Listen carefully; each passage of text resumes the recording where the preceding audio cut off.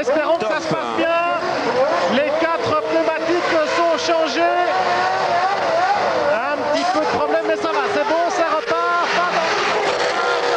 49 fois auparavant, alors je suis ému pour Alain, vraiment, car il entre désormais, s'il ne l'était déjà, dans la légende de la course et il prend maintenant un pas décisif sur le titre de champion du monde 93. Ne vendons pas la peau de l'ours, etc., etc. comme le dit le proverbe, mais en tout cas 50 victoires en Grand Prix, ça nous marque un bonhomme. Et là nous sommes avec Gilles Pernet qui va sans doute essayer d'interroger Alain dans ce tour de décélération. Gilles.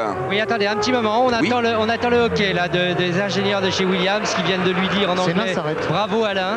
Un petit instant encore, hein, la liaison est pratiquement établie. Je suis pas sûr qu'il est passé la ligne que Senna avec Ayrton Senna vient de s'arrêter, je ne sais pas s'il est en panne, oui en panne sûrement, peut-être en panne d'essence, non mais je ne le crois pas.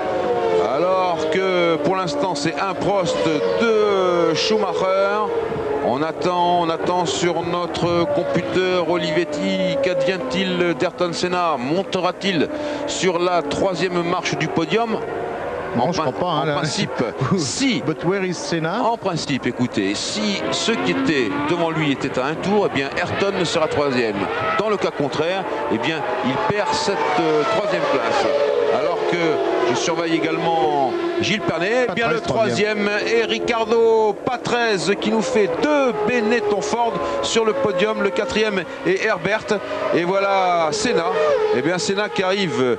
Et là, je me mets aussi à la place du Brésilien. C'est dur de manquer ainsi la 3e marche du podium. Oui, Gilles Pernet, je vous regarde sur l'écran de notre caméra HF. Toujours pas de nouvelles de Prost? Oui, Jean-Louis, en ce moment, David Bronson, l'ingénieur personnel d'Alain, est en train de donner des informations en disant que Senna s'est arrêté. Oui. Alain nous entend peut-être maintenant. Alain, bonjour Alain, fantastique victoire. Jamais ça n'est arrivé. Vous nous recevez, Alain, à vous. Oui, j'entends Gilles. Je suis déçu pour Damon. Je pense qu'il avait la possibilité de gagner aujourd'hui. Ça aurait été de toute façon difficile de le dépasser à la régulière.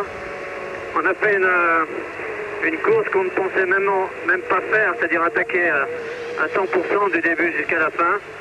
Oh, j'ai pas pris un bon départ, j'ai été très gêné. C'était très bien, mais je pense que ça aurait pu être difficile pour dépasser Damon. Alain.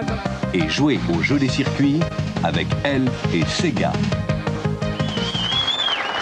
Le voilà, le podium pour l'instant, on le voit de loin. Le voilà, le podium est probablement et voilà l'homme du podium, Alain Prost.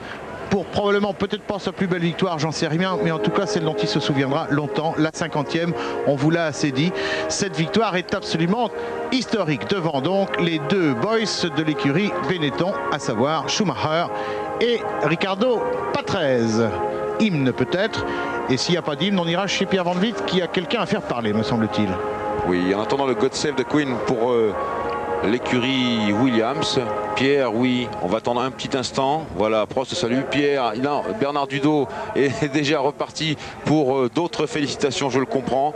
Alain Prost avec cette casquette qui marque qu'il est le vainqueur du Grand Prix de Grande-Bretagne 1993 et dont il se souviendra, lui, comme sa 50e victoire en Grand Prix.